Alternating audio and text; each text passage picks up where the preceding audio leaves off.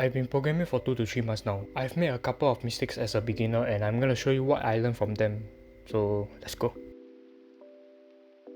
I know sometimes you want to code whatever you want to code. I certainly did when I first started my programming journey. I did not structure my code, especially CSS, so that it's easier to read. But instead, I just coded. No structure, no plans, no nothing. And when I want to find the code of a component, it's very hard to find inside the whole mess of codes. So what I do now is to separate the codes into different components. One section for the nav bar, one section for the hero, one section for the testimonials, etc.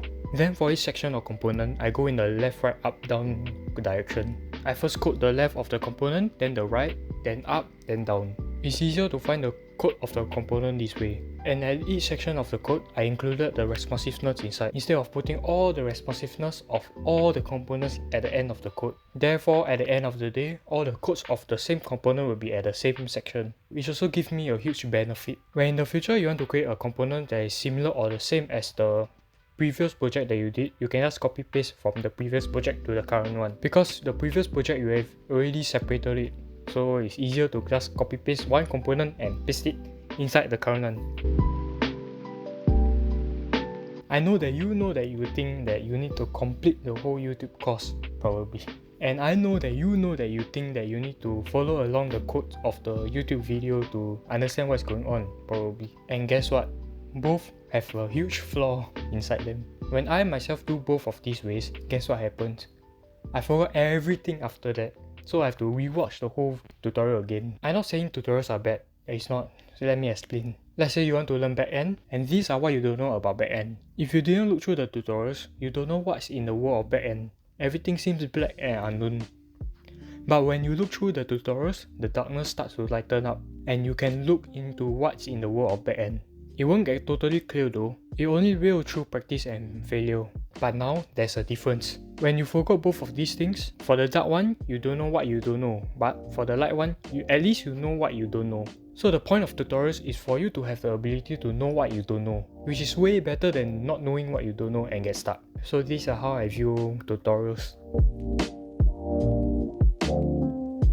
There's no point in remembering everything that you learned. As I said earlier, chances are that you will forget everything that you learned. And probably you're not gonna use all of them if you do actually remember. So you're just wasting your memory space. And so, the most logical way to learn is to do projects, like creating a mock-up website. Doing projects is like a filter. You filter out whatever is not needed, leaving out what is important. And at the same time, it is the point of learning programming in the first place, is to build projects. But you may be asking, what if I don't know how to do it? Use ChatGPT or Google. Modern problem requires modern solution. But you also may be asking what projects to do.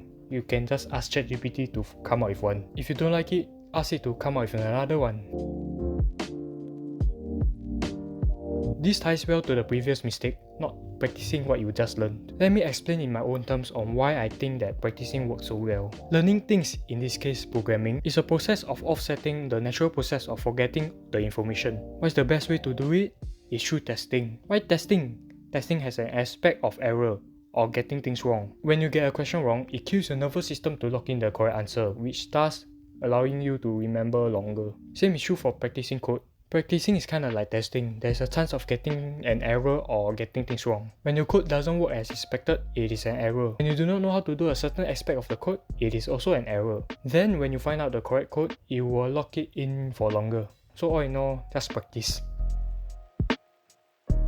This is an obvious one. Don't give up when you face difficulties. It's normal to find it hard to program certain stuff. It is part of learning. If you already know how to program the things that you don't know how to program, you're a god. Getting from where you are now to where you want to be, knowing how to code what you wish, will be painful. You're fighting against your comfortable self to become the new person. So facing difficulties is normal, it is part of learning. So yeah, these are the lessons that I learned from the mistakes from my web programming journey. Anyways, that's my opinion. Bye.